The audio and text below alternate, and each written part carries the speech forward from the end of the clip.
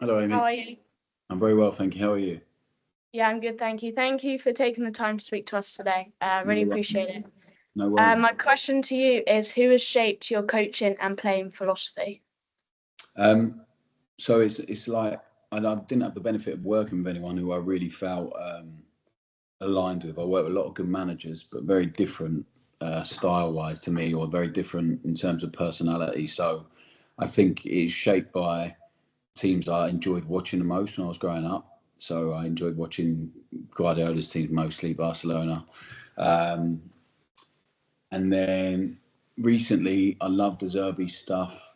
I really enjoy the way they play football. So I watched a lot of him even before then when he was at Sassuolo on his way to the Premier League with Brighton. And then I'm from Brighton, so when he got the Brighton job, I watched a lot of that. That was exciting for me. But yeah, I think just teams that are really try to be as dominant as possible or do things in a different way by trying to dominate the ball and dominate possession. So my family were all Napoli fans. So I've tended to watch a bit of them as well when I watch Italian football, which has been really interesting because they've changed style a lot over the last couple of years. So they changed manager a lot. Yeah, I don't particularly enjoy watching them at the moment under Conte, but they are really excellent at certain things, and they've got a real chance of winning the league again, which my son's really excited about. So I think you take bits from everywhere, but I don't yeah, think it's been one like thing that shaped it really. But I think I've sort of over 5 years tried to find a way that I really enjoy and adapted. And it started out, but it started with the one concept of the game always, which is to try and dominate territory and dominate the ball and be aggressive with the ball in the opposition half as much as you can. Really, sometimes it takes one pass, sometimes it takes 20 or whatever, but to try and yeah, dominate a game in that way. yeah. Would you say it's kind of difficult to potentially the environments you're in? Would you say sometimes it's difficult to adapt that philosophy? I think. I think culturally, like, so you have to put things in a cultural context. I think if I was working in Holland or Spain, it'd probably be way more accepted. This is the way to play football, Yeah, or more people tend to do it in the way, this way of dominating, of trying to dominate possession and to be with the ball a lot. But I think because I'm youngish and British, it's way more of a problem for people. So to adapt, I think we adapt a lot. We adapt formation, we adapt the way we build up, we adapt the way we press, without losing the concept of the game. But the perception of it, I think, sometimes is that it's a bit stubborn. You can't do it. Whereas I think if it's like when I speak to coaches from abroad who try and make contact or come in and watch us, they just enjoy watching the coaching and different bits. But I think here sometimes, I even had a bit of a debate about it with Jamie Carragher on Monday night when we were off there, and I did the Sky Sports thing. And it was interesting the way it's perceived, the style of the game. Because I don't think it's about style. I don't think it's about methodology. I think as a coach, you have the best way you think to win. What is the best way to win? What's going to get you there?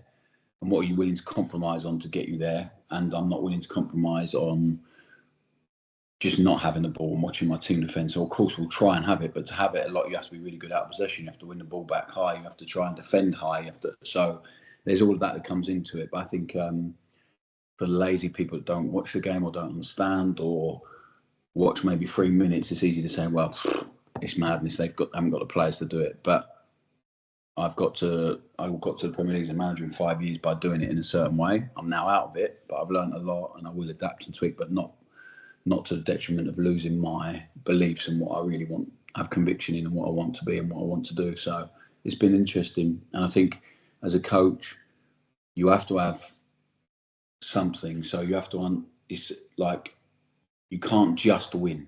So we're in a job where like the average coach wins. A good coach that stays in a job wins between 40 and 55% of his games. The top ones over that, like if you're, Pep and working at the best clubs in the world. But other than that, 40% win rate is deemed a good win rate for a manager. So then you're not going to win 60% of your games. So if that's how people will define it, so then you have to accept, well, if I can't win more than that, and there will be seasons where you do this, then what am I doing? Am I developing players? Do the players understand what we're doing? Is it something I can keep building on and recruit for because I understand what we need and what we want. Is there signs of improvement? Whereas like a lot of time as player, when I was there, you go game to game, you change something, the next week you change again for the opposition, and there's no foundation for what we were doing.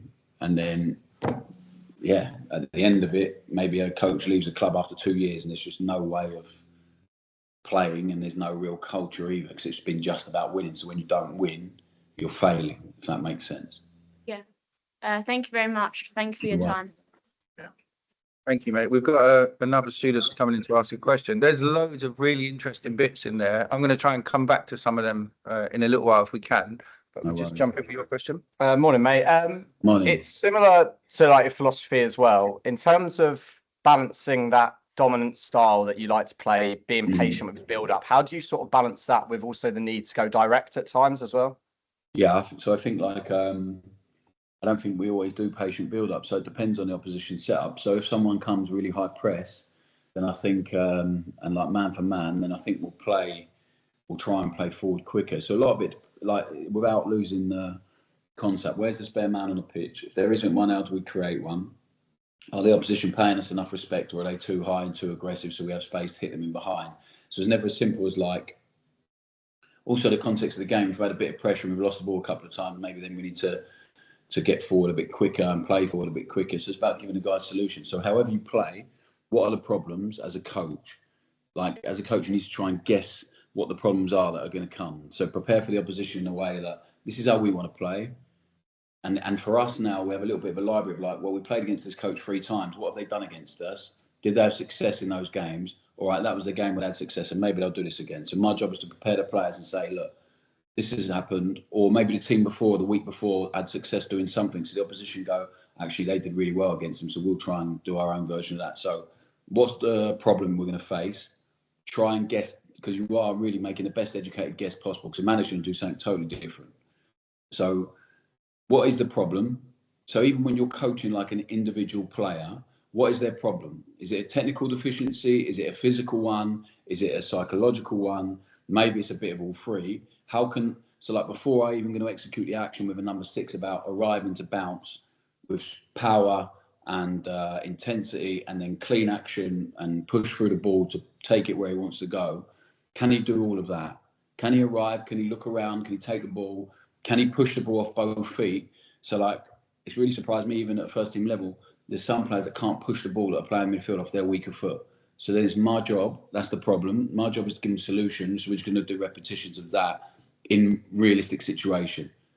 So I'm going to put them under a bit of pressure, keep executing until they can do it. And then the next problem might be doing it when he's being man-marked in a game. Then I'll help him find the solutions. It's the same with the team. So when if I need to go more direct, or the team I need to tell the team to go a bit more direct, it's because we haven't dealt with the problem well enough. So then the solution becomes, all right, this problem's too much for us. Now the solution is we need to play. And when we, in the championship, when we had Che Adams, the lads did it amazingly well. He would arrive really late, he's big, he's physical, and we went into him a lot.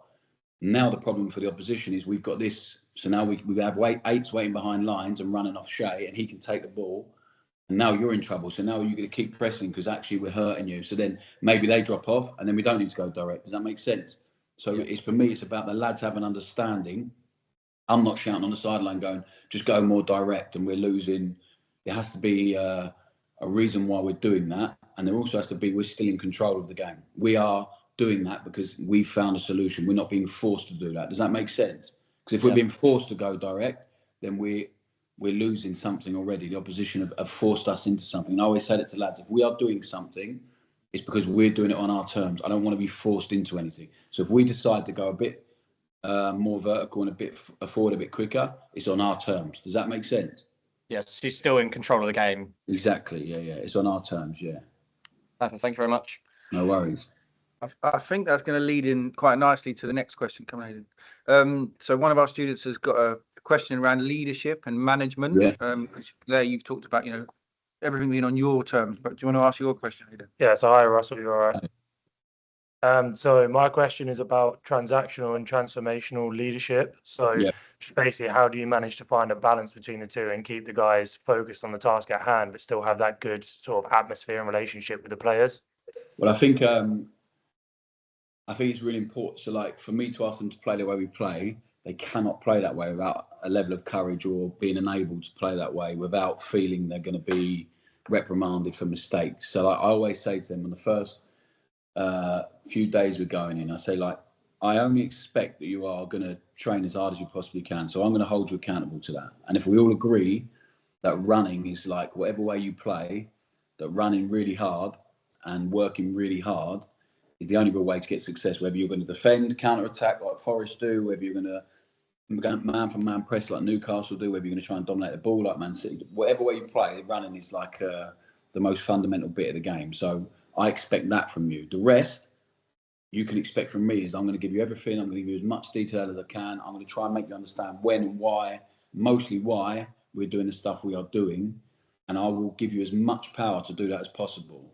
So like then it's about me coaching. So the 2 hours on the grass, I'm really intense with them, really intense. And I said to them, it's never, this is the professional bit.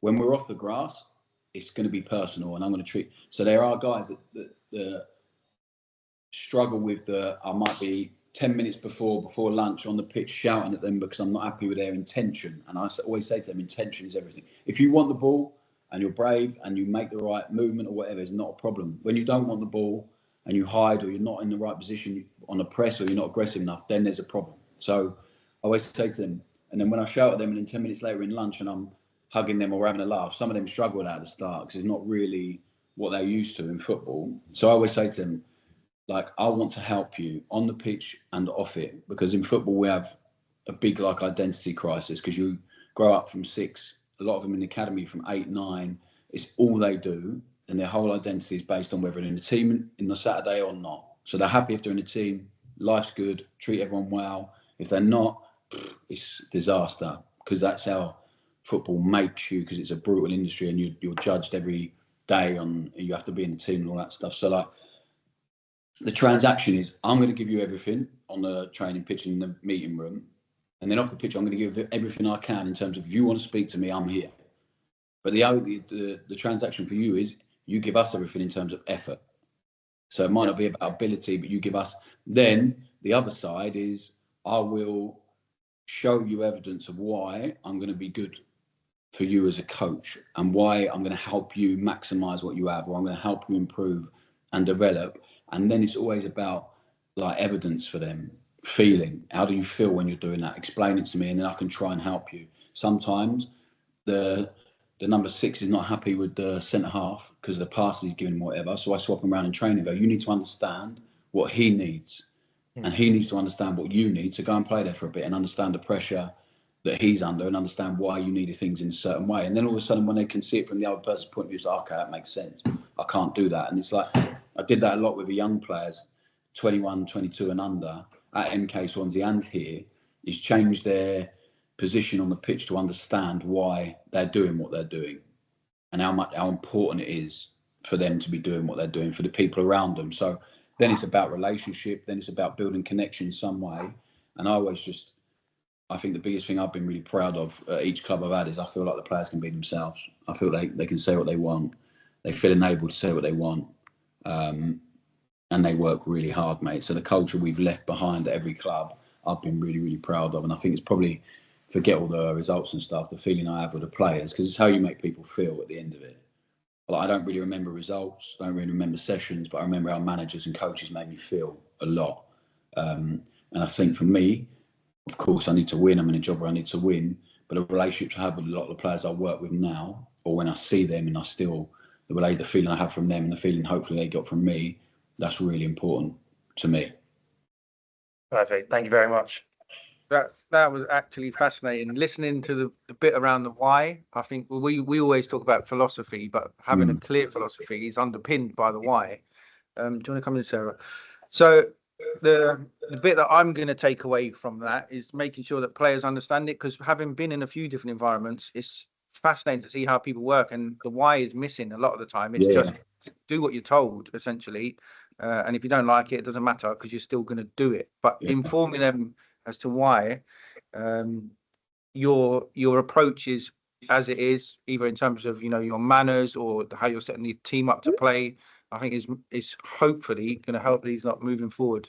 Because if they know why they're doing certain things, then hopefully there's a bit more of a rationale. I'm going to jump back to one point though, if you don't mind, just we'll break it up a little bit. So you've mentioned a couple of things around statistics. You know, I like a stat now and again. Yeah. How big a role does statistics play in developing your why? To evidence the why, unbelievable with the players. So evidence in terms of what they can see on the TV, so like clips and stuff. And then I will always back it up with evidence. So this is why you need to do more of this, because this is the success we had from it. This is why we need to do this. This is why we do. And I always try and, even before every training session, I say, lads, we are doing this because it wasn't good enough on Saturday, or this will hurt us if we don't do it well on the weekend. I think the start with why stuff, the purpose of the team and the purpose of the training session, the purpose of the meeting, the purpose of the technical session or the individual session we're going to do. If lads don't understand why they're doing it, they're just doing it. And and like when I look at a lot of stuff I did in my career as a player, and I love some of the managers I played with, Monday to Thursday, I just did it. We just ran around, played 4v4, big possessions in half a pitch. There was no why that was going to help me. So I always say to the players, we are doing this because Monday to Friday, I need to help you as much as I can to perform on a Saturday and make Saturday as easy as possible for you.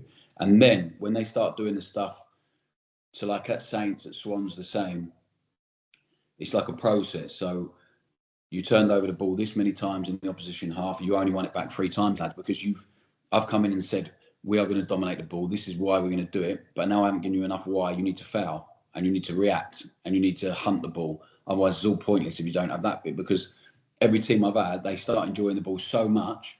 One, they forget to go and score because they're enjoying it, and that's the name of the game early on in the process. And then 2, they forget they still have to run because it's like, oh, we'll have the ball back in a minute. It's like you can never take that for granted. So the evidence on all of it, this is how many passes we had, this is how many, this is how much the opposition had to run compared to you out of possession. So we use a lot of physical data as well. And then we use a lot of the technical data. Is like, lads, you had 700 passes, but 400 of them in our half. And it's not the aim of the game. We need to get there, and then you need to stay there for as long. So one, we used a lot, and even in the Premier League, and they did it brilliantly. And we had more of that than any other promoted team in history. But no one will ever talk about it because we weren't winning, was the amount of time we spent in the opposition final third in the Premier League for a promoted team. We just couldn't break them down and score because we didn't quite have the tools. But I was using that all the time to say to them, you are doing some amazing stuff, and you have to keep doing it, because whatever happens this year where we go down, it's going to stand you in good stead. And it means the game is looking how it should for us, at least for a period, even against Man City and Villa away and stuff like that. So you are doing good stuff. So the evidence of stats and analysis, and also to show individually, like, I don't think you do this well enough. You don't scan enough because your first touch goes backward too much. Or we use impact data a lot. I don't know if you've seen that, but bypassed opponents. So for the number 8s and 10s, receiving bypassed opponents and then continuing the action forward. So being open, taking back foot and then going forward, hips open, swiveling. Number 6 is the amount of passes they took and played forward rather than go backwards.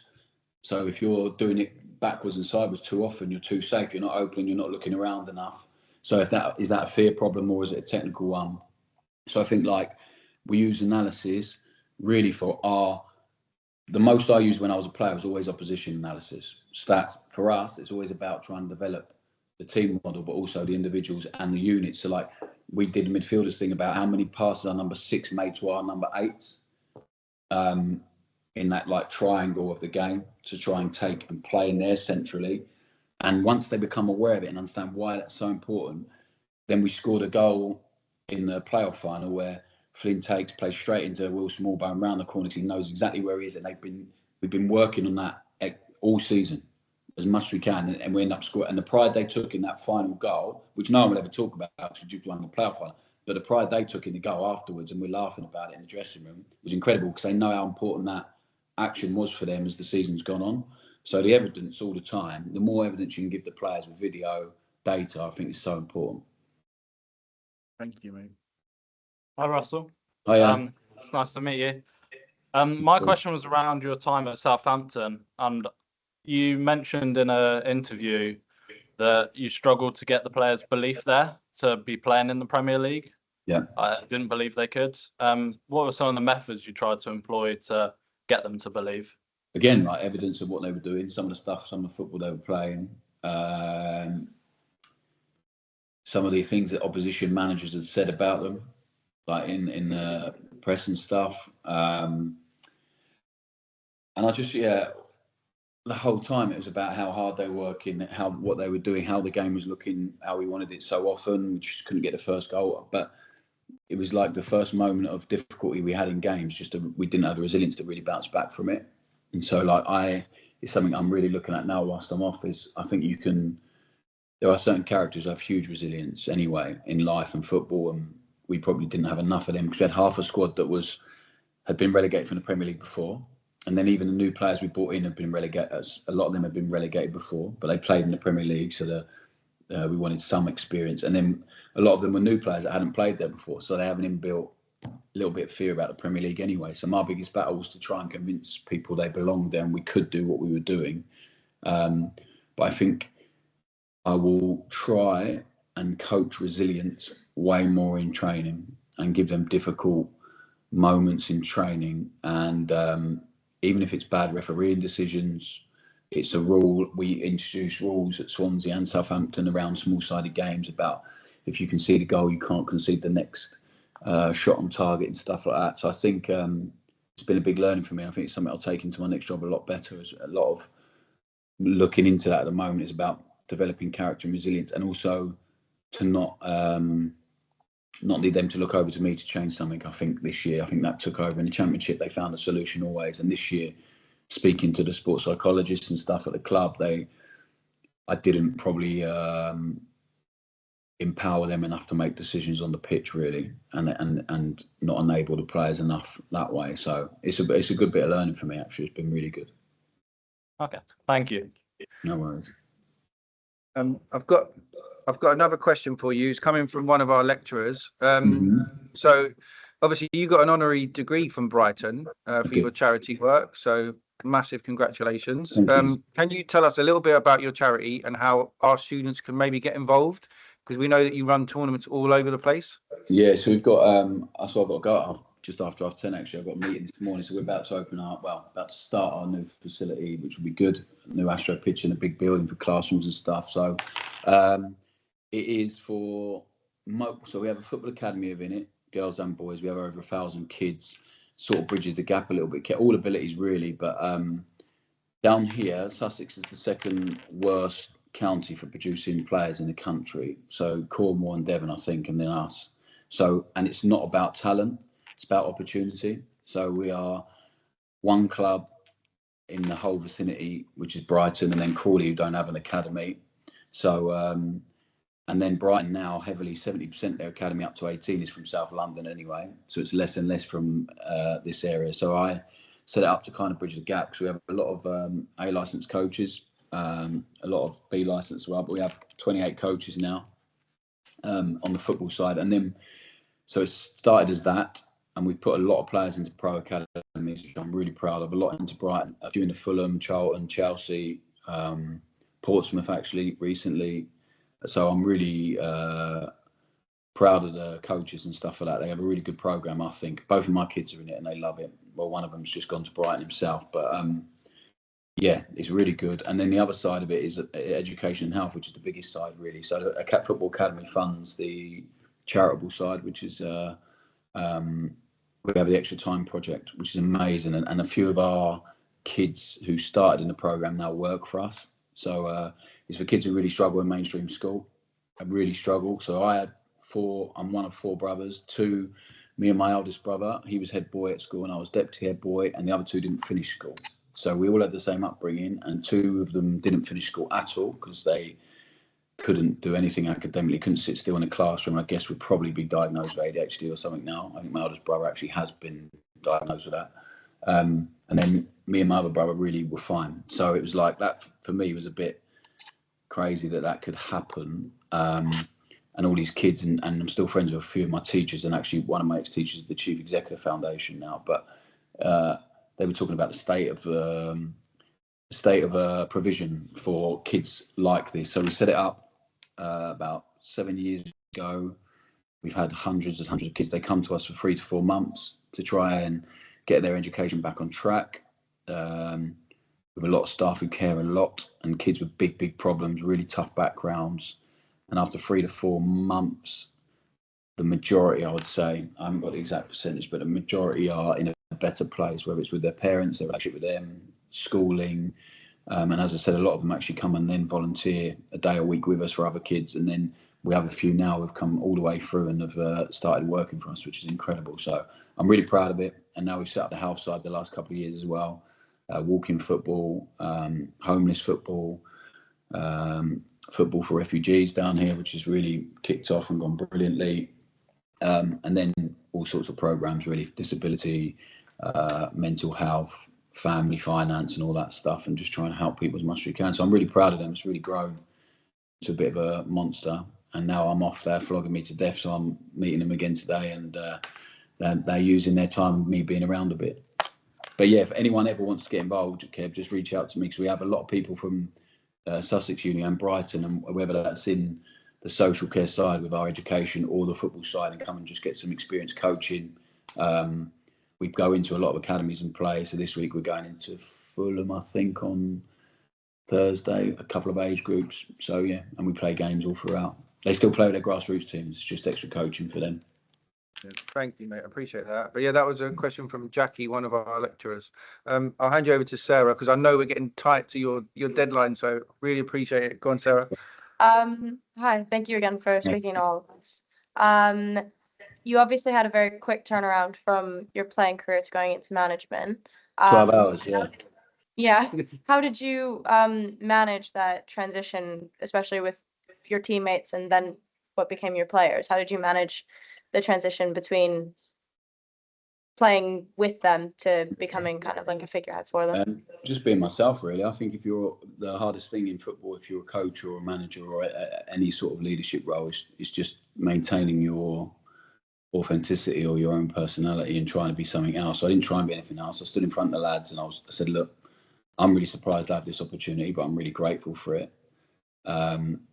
I know we're friends on the whole and we're teammates, and nothing will change from me. I don't want you to start calling me Gaffer and all that stuff. Call me Russ. And for some of them, actually, they started calling me Gaffer straight away because it was easier for them to like separate it a bit.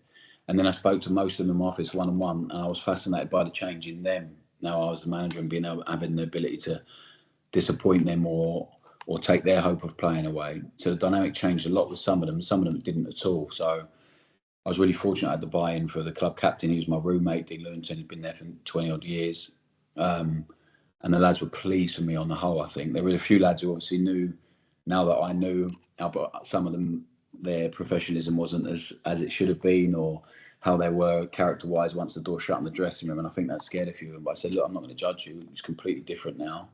But I set out saying, I've been given an opportunity and I'm going to do it in my way, lads, and we're going to do this. And there's going to be some scary moments, but we're going to have a right go. And I literally wrote 3 things down on the board, and then 3 things haven't changed very much at all in terms of what I want from the team. Of course, they've been added to and evolved, but I said, this is what we're going to be based on, and we're going to work really hard. And they were amazing. I was just really honest with them. And I said, I'll tell you if you're not playing, I'll tell you why. And I always have done that.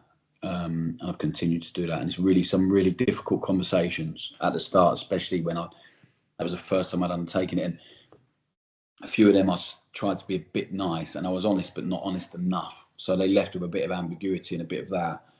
And that was my biggest lesson in the first 3 or 4 weeks. It was like, actually, if I am in this role, I'm going to be honest. It has to be total honesty. It can't be honest, and this is why you're not playing, but then a little bit of like fluff because I was their mate. So I actually learned really quickly, actually, it's just really honest, and I have to have difficult conversations a lot. But to make them understand why, always, and with honesty. And sometimes, literally, I said, this is so hard because it's not to do with how you played. It's just my feeling.